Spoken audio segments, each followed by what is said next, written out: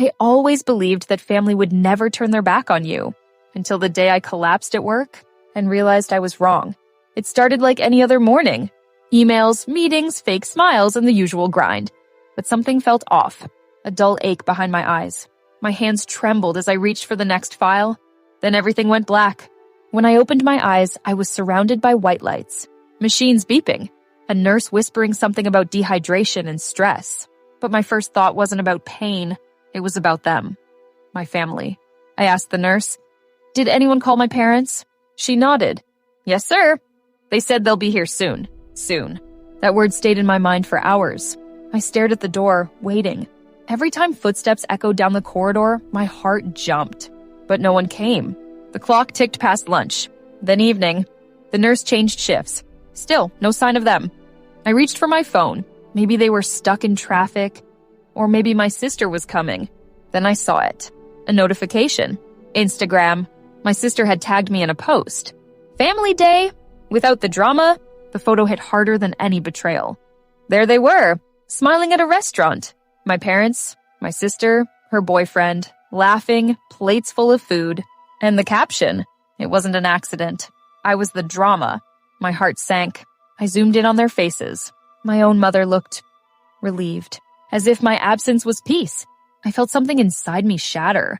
That night, lying alone in the hospital bed, I realized something.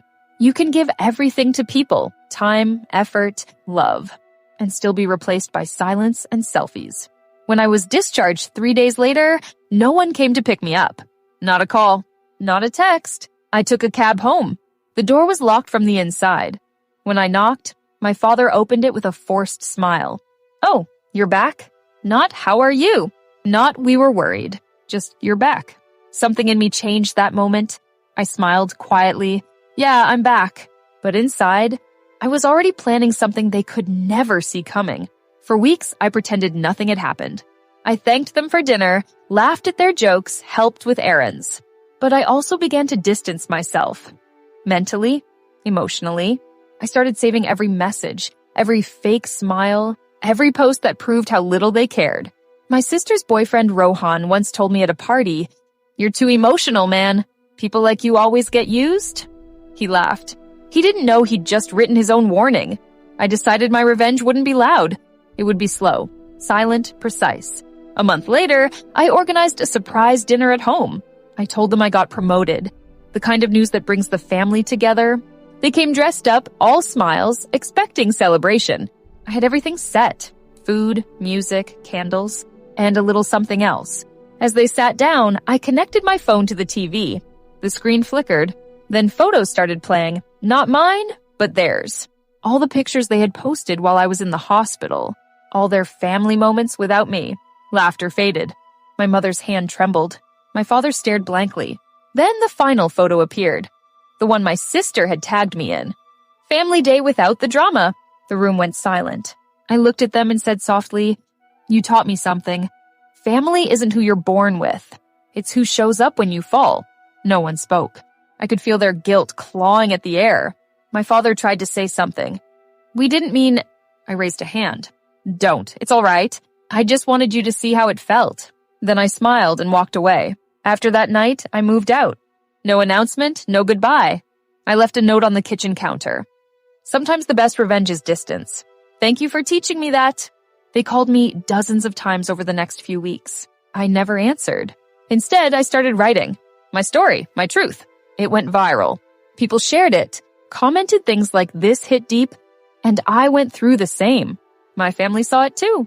I know because my sister texted me, "How could you expose us like that?" I replied, "I didn't expose you. You exposed yourselves. Months passed. I built a new life, new friends, new work, new peace. But one day I got a call. My father, his voice sounded small. "Your mother isn't well. She wants to see you." Part of me wanted to hang up, but another part, the part that still remembered her voice reading bedtime stories, couldn't ignore it. When I reached the hospital, she looked frail. Her eyes met mine. Tears welled up. "I'm sorry," she whispered. "We thought you'd always be strong. We didn't know we were breaking you." I took her hand. "You didn't break me, Mom. You showed me who I was." She smiled weakly. "And who is that?" The man who learned that forgiveness isn't weakness, it's control. She nodded.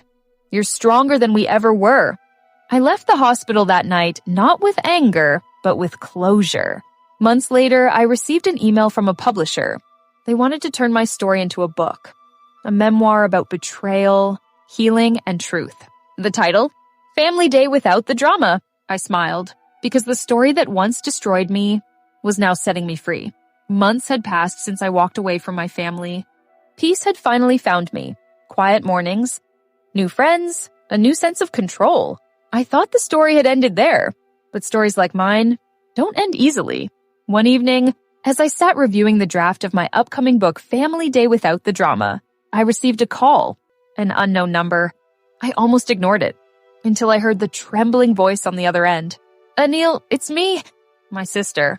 There was fear in her voice, the kind that can't be faked. Please, I need your help. For a moment, silence filled the room.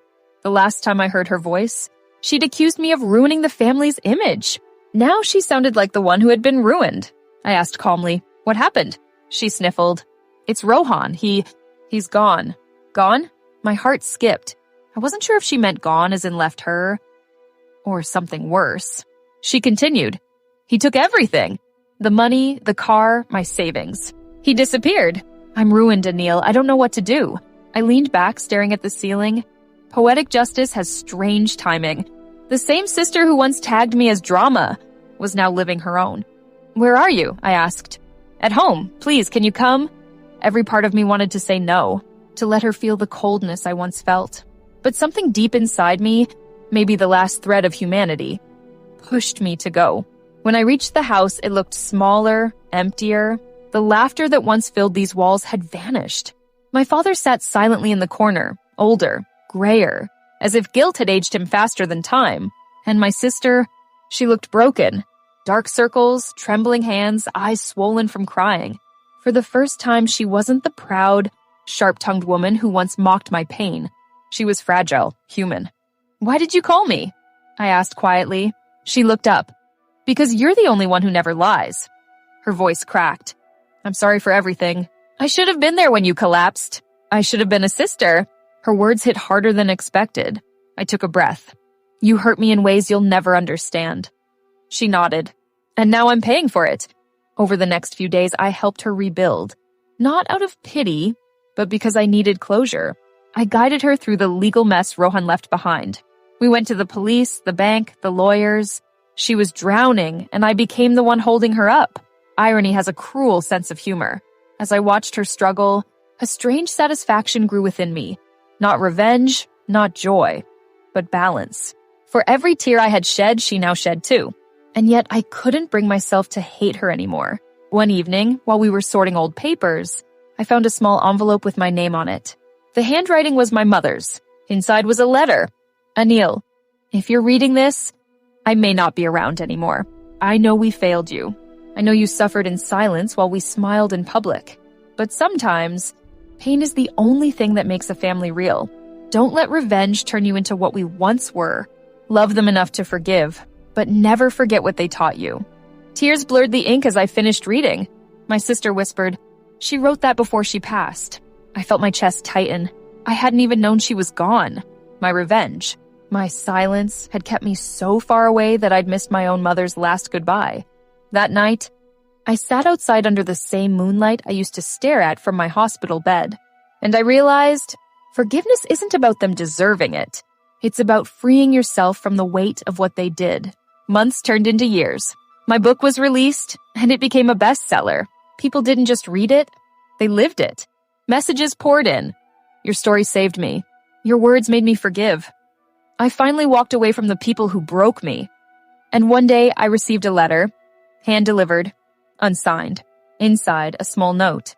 Proud of you, Dad. No name, no explanation. Just that. I didn't need more. Time moved forward like a slow tide.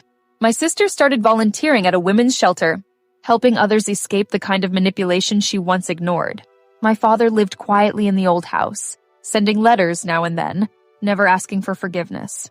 Just sharing news like a man who knew he was on borrowed time. As for me, I kept writing. About betrayal, about healing, about the strange way pain becomes art. Then one day, I was invited to speak at a university about resilience and family. After my speech, a young woman walked up to me. She said, "Your story changed how I see my father. I talked to him again after 3 years." I smiled.